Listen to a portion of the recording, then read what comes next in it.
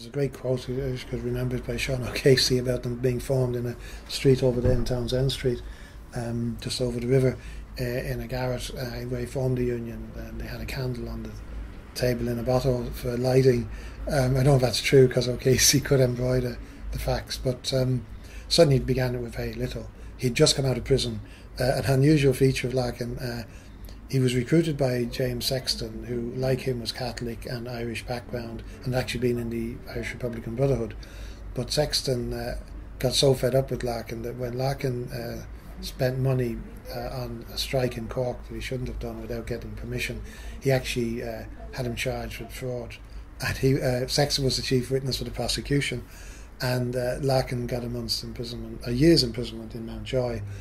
But they let him out before the end of the year because it was just too much trouble to keep him in prison. So, but he came out almost destitute. He was married at that stage. I think most of his kids had been born. Certainly the old ones had been born.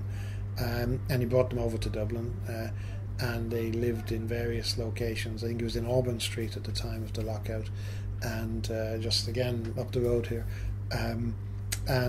He was obviously a sort of force of nature, I think, is how Countess Markovich described him, who herself was no mean individual. So he was a very charismatic figure. My father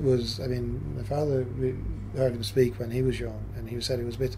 My father served in the British Army in Italy in the Second World War and various other places, but he said it was like an opera. He had the sort of power in his voice. He could project it across a huge crowd. He said it was like what's the name?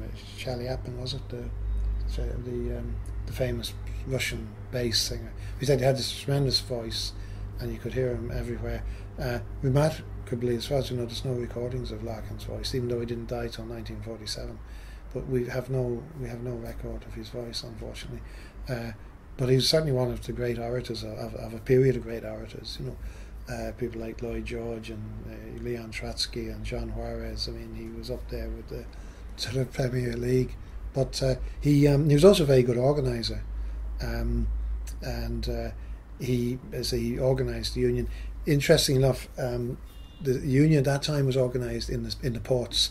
He managed to hold on to some of the membership in Belfast, but because it became an Irish union, and sectarianism was on the increase because you had a home rule crisis going on, he lost a lot of the Protestant members in Belfast.